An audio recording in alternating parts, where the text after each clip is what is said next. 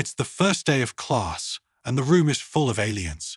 Each one looks different. Some have extra arms, others have strange colors or glowing skin. The classroom itself feels like something out of a futuristic world, with floating screens and walls that change colors. In the middle of all this, there's one human sitting quietly at the back. The human looks pretty normal, just sitting there calmly, while the aliens start whispering to each other. One alien with too many eyes laughs and says, "Look at the human. They must be so weak and fragile." Another alien with long tentacles adds, "Their planet is probably soft and easy, nothing like our tough homeworlds." The human hears everything, but doesn't seem bothered. In fact, they smile a little, like they've heard all of this before. They know exactly what's going on. These aliens think humans are weak, but instead of getting mad, the human stays quiet, amused by how wrong the aliens are. It's almost funny to them. As the aliens keep talking, their comments get more ridiculous. One alien says, "I bet Earth doesn't even have dangerous animals. They probably just cuddle with cute little creatures all day." Another alien laughs, and their planet's air must be so soft. "Look at how squishy they look." The human just sits back and lets them talk. They've heard all of this before. The aliens think they know everything, but they're in for a big surprise. Earth isn't what they think, and the human knows that soon enough, the truth will come out. The scene is light-hearted and playful. The human stays cool and confident, while the aliens joke about things they don't really understand. It's clear the human is going to turn the tables soon, but for now, they're just enjoying the moment. The teasing doesn't stop. In fact, a group of aliens decides to turn their jokes into a full-on show. One of the aliens, who looks like a giant lizard with too many teeth, walks over to the human. With a smug grin, it says, "So, how do you even survive on that tiny planet of yours? Do you hide in caves when it rains, or do you just float around in your weak gravity?" The human leans back in their chair, calm as ever. "Oh, it's not that bad," they say, casually. "You just have to dodge the occasional hurricane or volcanic eruption. You know, normal stuff." The alien blinks, clearly confused. "Volcanic eruption? Hurricanes?" "Yeah," the human shrugs. "Pretty much every week, really. And don't even get me started on the wildlife. You haven't lived until you've seen a bear on a hiking trail." The other aliens join in, laughing, still thinking it's all a joke. Another alien, this one with wings and scales, adds, "Ha! Your planet sounds like a playground. Our predators would eat your so-called bears in one bite." The human raises an eyebrow, clearly not impressed. "Oh, yeah? Ever been chased by a moose? Those things are like trucks with antlers. And don't even ask about the oceans. Those are just full of sharks waiting for a snack." The room falls quiet for a second as the aliens try to process this.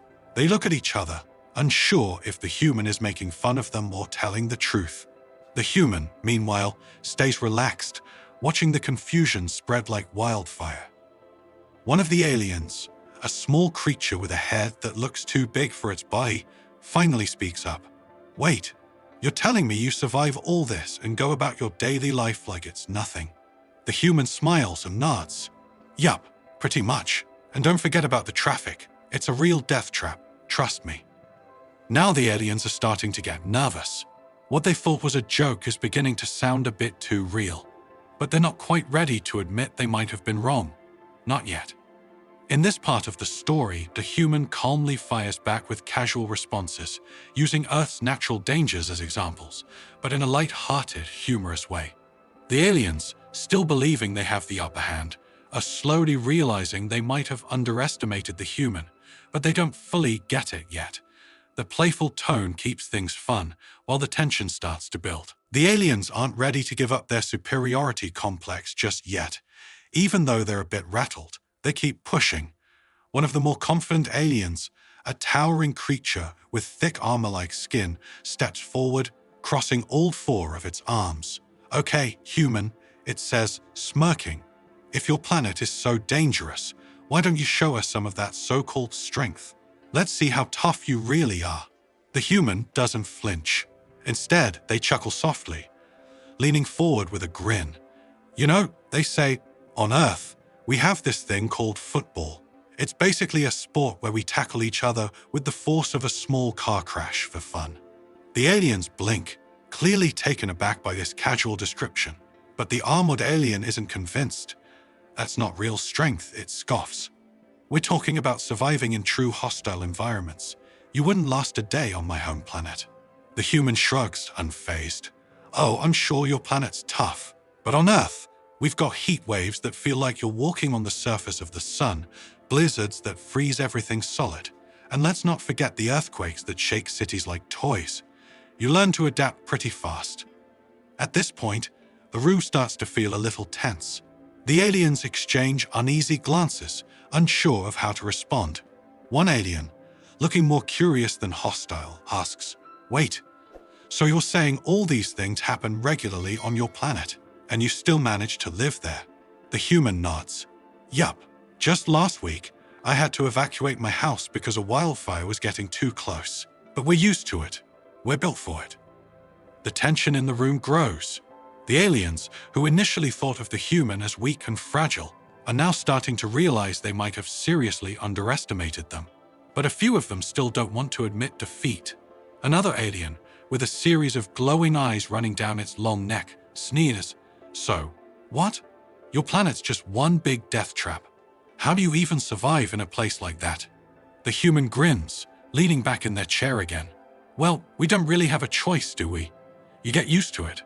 It's like, well, have you ever had to dodge a pizza delivery guy on a bike in rush hour traffic? No, it's a lot like that, only with more lava." The aliens stare in disbelief. The jokes, the sarcasm, the casual way the human describes life on Earth, it's all too much for them to handle. They're confused, frustrated, and maybe a little scared now.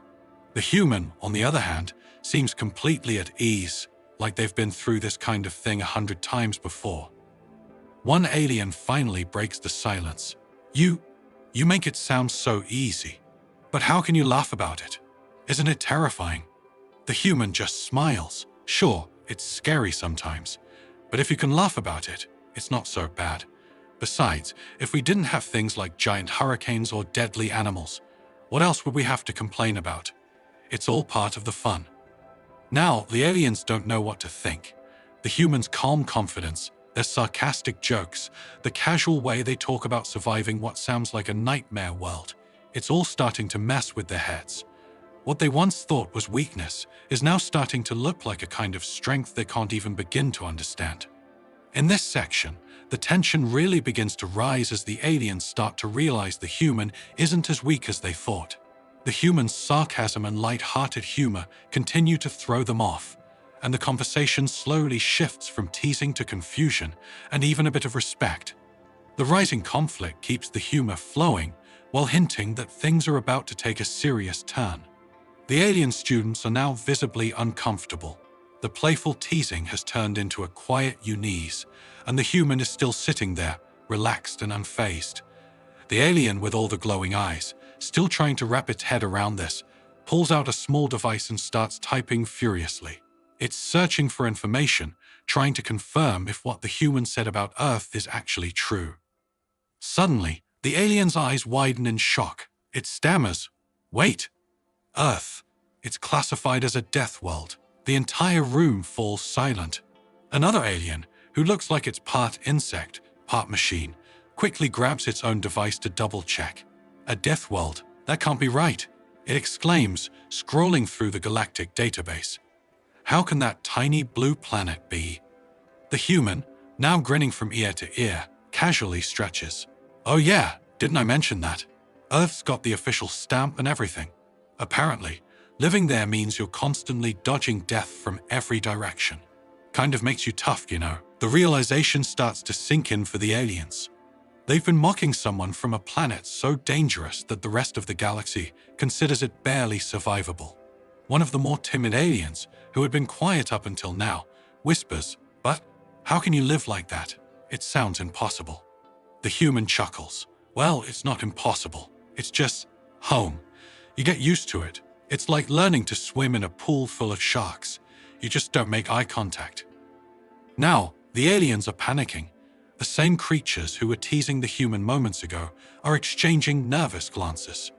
The idea that someone who lives on a death world is sitting calmly among them, cracking jokes, and acting like it's no big deal. Well, it's terrifying.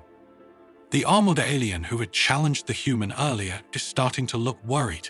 So, you're saying you survived things that would kill most species in the galaxy, and you just do that every day? The human shrugs. Pretty much. You learn to handle it. Earth's got its challenges, sure, but it also makes us humans pretty good at surviving. Plus, it gives us great stories to tell at parties. The tension in the room is thick now. The aliens are starting to regret every joke, every snide comment they made. One of them, a lizard-like creature, nervously tapped its claws together. So, you're not dangerous, right? I mean, just because you're from a Deathworld doesn't mean. The human grins, leaning forward slightly. Dangerous? Me? Nah. Well, unless you try to take the last piece of pizza, then all bets are off. The room bursts into nervous laughter, but it's clear the aliens aren't laughing because they think it's funny. They're scared. They've realized they've been messing with someone who casually survives in an environment they can't even comprehend. The humans' light-hearted jokes aren't helping either. Every quip is a reminder that this seemingly normal person is from one of the most dangerous planets in the galaxy. One alien, trembling slightly, whispers to its friend, We should have never messed with them." The friend nods quickly, eyes wide. "Yeah, big mistake." The human watches them with amusement, knowing full well what's going on in their minds. The tables have completely turned. The aliens, once so sure of their superiority, are now realizing that they've underestimated the human in the worst way possible. And the best part, the human didn't even need to prove anything. Just telling the truth was enough to send the aliens into a spiral of regret. In this climactic moment, the aliens have fully grasped the reality of what it means to be from Earth. The humans' calm, humorous attitude combined with the aliens' growing fear makes the scene both funny and tense. The realization that Earth is a Deathworld shifts the power dynamic entirely, and now the aliens are left scrambling to make sense of how badly they misjudged their human classmate. The room is now filled with an awkward, nervous energy. The once confident aliens are fidgeting in their seats, unsure of how to react. The human, still sitting casually, watches them with an amused smile. It's clear the tables have turned, and the aliens have realized the full extent of their mistake. One of the aliens, the lizard-like creature that had been so smug earlier, finally speaks up, its voice trembling a bit. "So, sorry about, everything. We didn't mean to underestimate you." The human shrugs, leaning back in their chair. "Don't worry about it. Happens all the time." They pause for a second, then add with a mischievous grin, "But, if we were back on Earth, this would be the part where I challenge you all to a game of dodgeball.